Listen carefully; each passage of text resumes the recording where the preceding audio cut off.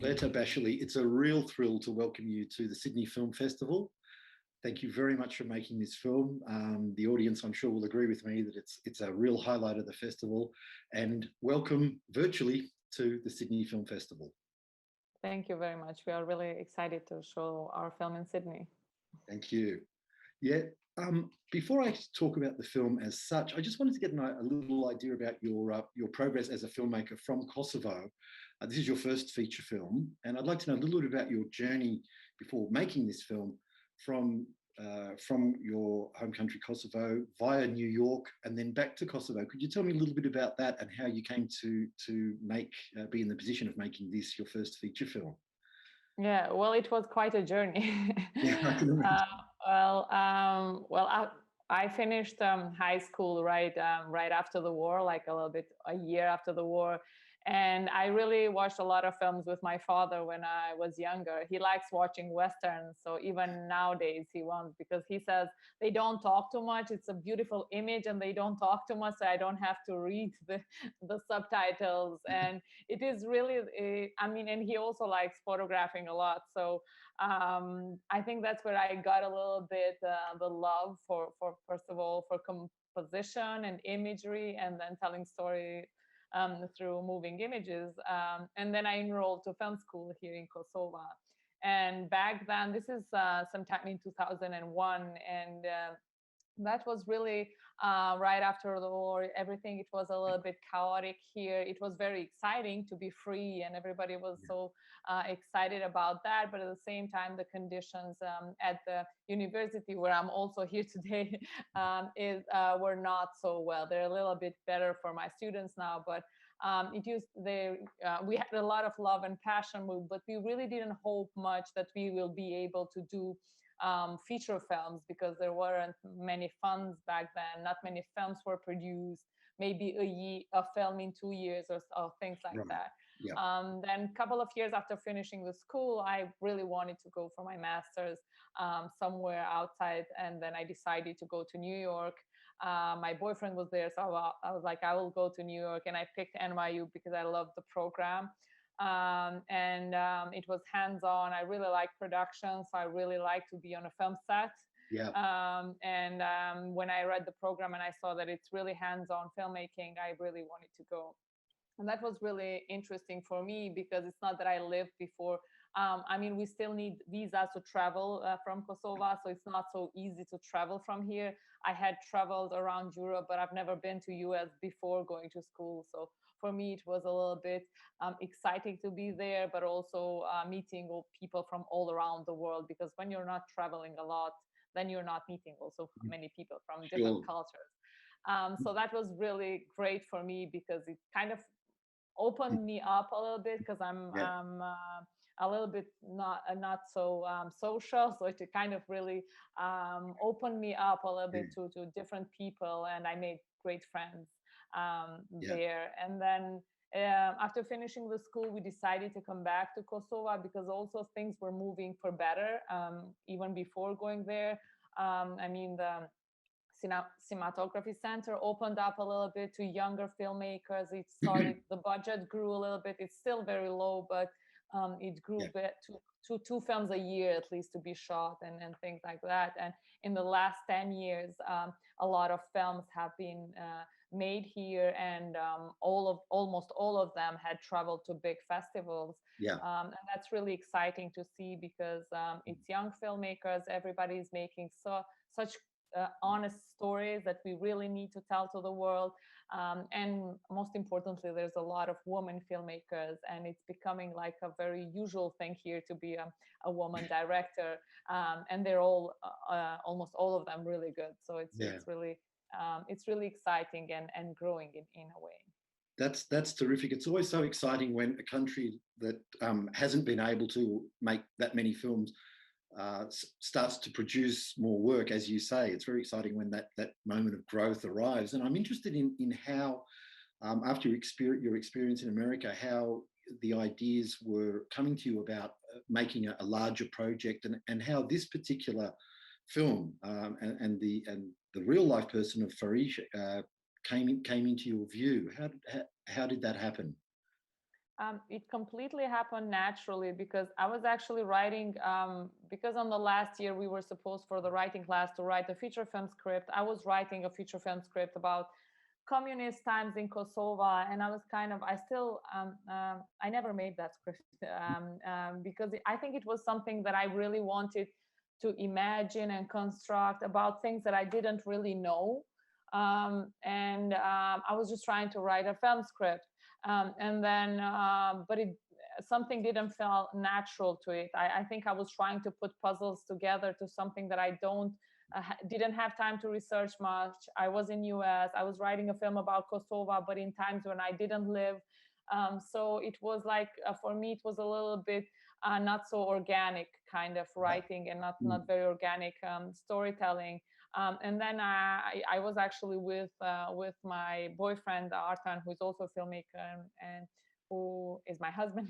And and he was like, Congratulations. oh hey, Yeah. he's like, oh yeah, hey, I see this story, come and listen to this story. We were in US, but he was listening to news from Kosovo. And he was like, there's this woman who had to get a driving license and start to work, and people prejudiced her about it. And so we sat down and watched the story, and I was like, oh my God, I mean, she has lost her husband during the war. And you know, Kosovo is very known for like for hospitality. We were like solidarity as well, because we've really helped each other a lot, and people who went abroad to work would help everyone else here. So it was like, in my even coming from here, in my perception, it would be like everybody would just go and help her because that's how people helped each other. But this woman was prejudiced for going to work and for feeding her own children. So for me, that was really interesting to know that it happened, and I just really wanted to go and meet her. And when I met Faria, it was really, I mean, I was not surprised why this woman did it all, because she's just really a real character. She's really amazing. She still amazes me even today when I see her. She's just a real dreamer. That's right. It's so wonderful to have that footage of her at the conclusion of the film. It's really remarkable. It's always satisfying. It is. It is. But look, even before that, we get such a strong sense of Faria. And I'm just wondering, what were your conversations like with her in your initial meetings? How did you connect, and how deeply did you discuss things? Was it it's sort of an explosion of ideas and conversations, or was it something that grew slowly but surely as the ideas were forming in your own mind about where you might go with this story? Well, at the beginning, I just wanted to ask her if she would like me to make a story about her, and then a film about her. And even if she had said no, I just wanted to like really thank her for all that she did. And in my mind, I wanted to encourage her, but she didn't need my encouragement, to be honest. She was just such a strong figure that I was the one who ended up being encouraged after the meeting. But I went there to meet her with my husband Artan, who's a DP, and my producer friend Armand Morina, who's an actor, but he's a really well-known actor here, and Ülka Goshi, the actress who plays Fahriye. They're both very well-known actors here. So when I went there, it was like a little bit a good start, because they were with me and I didn't have to introduce myself so much, because she then opened up immediately and accepted immediately to do the film, which was great for me, because I didn't have to like introduce myself or like go slowly into the conversation, because we went straight to the conversation.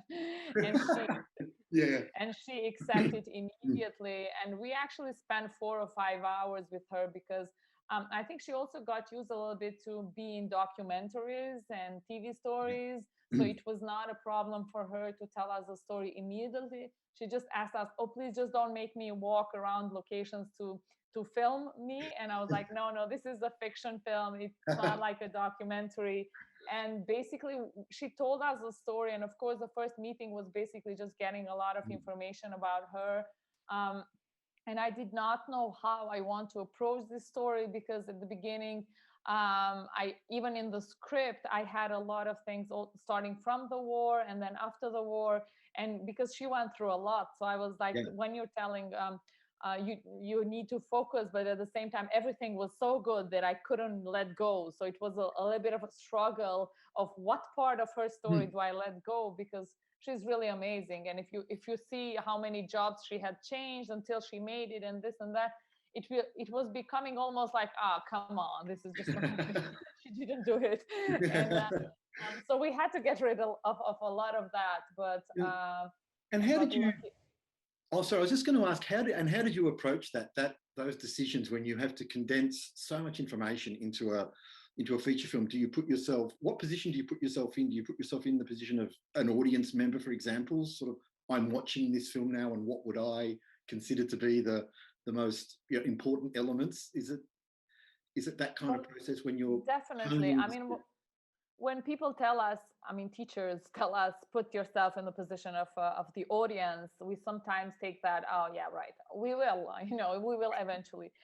It was really important. That part was really important in especially in writing the film, but as well as in editing the film, because it was the biggest question was, and it's always, I guess, but at least on this film, I really made that question to myself so many times, on how do I want the audience to leave the screening with what kind of feeling, because it is a successful story in a way, because she even in March, 8th of March, for the Women Day, she opened a big factory, and she's employing 100 women. I mean, she's my heroine. She's like, she doesn't cease to amaze me. And I'm like, I was like, it is a successful story. This film needs to have a sort of happy ending in a way. But then how happy can you be when you haven't found your loved one, and so many people did not find them? And how does it really feel to live with the presence of their absence so much, especially of course, anybody who loses their beloved one, they would feel their absence. But in a patriarchal society, that absence goes to many levels. You're missing the husband, you're missing the man of the house. You're not just missing the person you love, besides missing the person you love. And having to deal with all that, the society, having to deal with her kids growing up, having to deal with the rest of the women, because she also had to play psychologist a little bit, because they were all sad, and they were all crying the whole time, and she did not. She told me that she just didn't want to go insane, so she was like, we needed to work to provide for our kids. The assistances were going lower and lower, so we really needed to focus to work, not look aside, just look straight. And then, because work gave us, of course, brought us some money, but at the same time, it kept us sane, and we could raise our children before losing our children into going into bad things. So that was for me really important. And even with Ulka, it was so important that she was with me from the first meeting. So she was casted before even I was going to ask, to write the script. She was in your mind. Sorry, she was in your mind right from the start. Yeah, and that's really helpful when you're writing, but also it was helping for her to live with the character. So we mostly, even with Ulka, we try to focus, what do we want to say and what do we want the audience to know? And then we decided that it is really her inner world. We cannot show everything she went through, because it's a lot. We have to make a 3-hour film, or maybe make 3 films. But at the same time, what's more important, the information, what she went through, or how it was in Kosovo, or really to connect with the person? And I think we decided to really connect with the person, and that's how we let our babies go, and removed many scenes, and focused on really understanding a little bit more her inner world and her anxiety, rather than showing everything. I think you've done that so beautifully, because you were mentioning before about your father liking Westerns, and there's not much dialogue, and you get so much information from non-verbal cues. The dialogue in this film is very sparse. It's not overly talky, and yet the feelings that are conveyed are so strong and so powerful. I think it's about 6 minutes before there's even any dialogue in the film. Was that something that you were really conscious of, about making every word count and not relying on overly explaining things and overly exposing things through dialogue? And of course, with the performances being so strong that it seems that you have a really strong control over the elements of the film. Was that something you're very conscious of? Yeah, well, I mean, I grew up in a family. Well, my father doesn't talk a lot, but when he says something, I mean, even after my first breakup, I don't think he knew I had a boyfriend. I thought he doesn't know, and then he told me when I broke up. I thought he's not gonna notice anything, and he was like, "You're not the first. You're not gonna be the last one." But he just said this sentence, and I was like, what? You knew?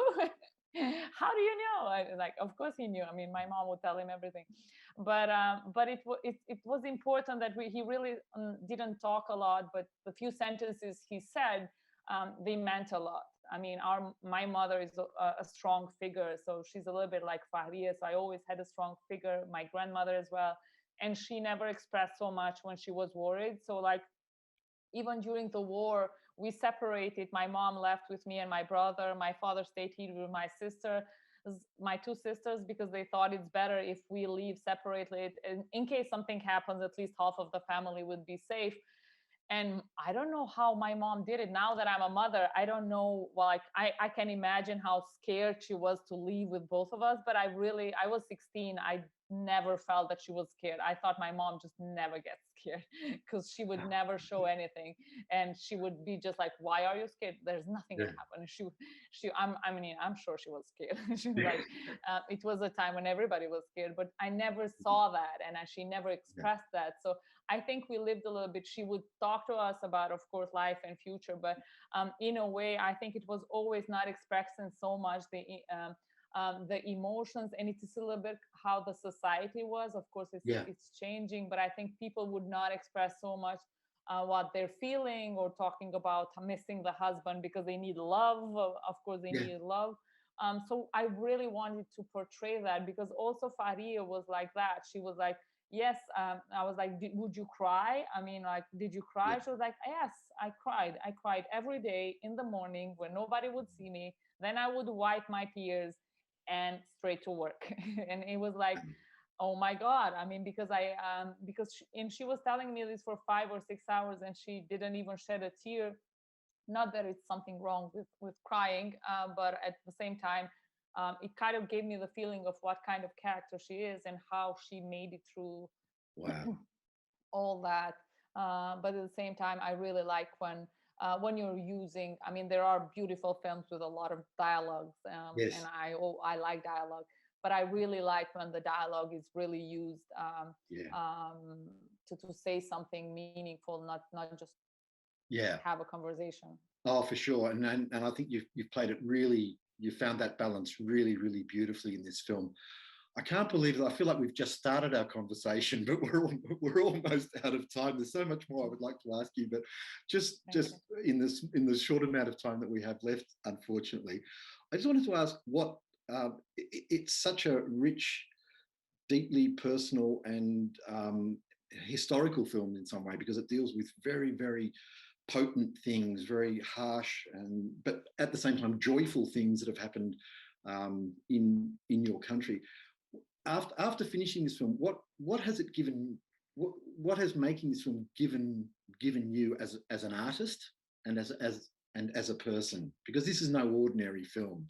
This is, you can feel this film. It runs deep, I feel. Yeah, well, yes, it does. I mean, as I said, I'm not so used to, like, even I as a person, I'm not so used to express my feelings and emotions, and maybe not even dig so much deep into that, because I always worked hard and never really had time to focus on myself. But then when you're writing, and especially from the first time I met Fari, it took 10 years until the film got made, because I had to finish school, then I had two kids, and I started working many years after meeting her. So, but then when I started writing the script and then going back, I tried not to go too often to Fahriye, really, because I didn't want her to go through that every time I need to research. So it's, each time I would go, we would talk very long, but then I Yeah. didn't go too often. And it was really growing for me. I grew up as a person, and I learned so much about myself as well. but I grew up as a filmmaker as well, because as I said, this story, the previous story was not so organic. This was really organic to me. And especially like after having kids and living here as a woman, it really made me understand a lot of things, a lot of how people perceive women in general.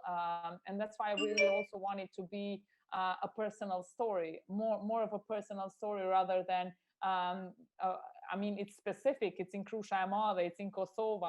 She's an Albanian woman. Everything is so specific. But then I really wanted the audience to connect to the character herself. So for me, it was that kind of struggling, but also digging deep into my own emotions so that I can be true to the story and so that it feels organic, because each story I'm trying to make, it has to feel true to me. I cannot, of course, not that our other filmmakers pretend to make some story, Sure. because everybody has a way of how they tell the story. Yeah. For me, it really has to be honest and feel true to me, and feel that it's something that I really know in order to be able to portray it. And that took a lot of digging deep into my own emotions as well. Well, congratulations! You really have achieved that, and for a debut, if it's a marvelous debut film, the Grand Jury Prize, the Best Director, and also the Audience Award in the World Dramatic Section at Sundance, which is some kind of achievement. And I'm sure our audience in Sydney here will embrace the film and love it just as much as audiences in Sundance and wherever else it plays. Bleta, thank you so much for joining us at the Sydney Film Festival. And we can't wait to see you here again sometime in person. Yeah. Thank you so much. Thank you so much. We're really excited to show Hive at Sydney Film Festival, and excited to hear what the audience think about it. So thank you very much.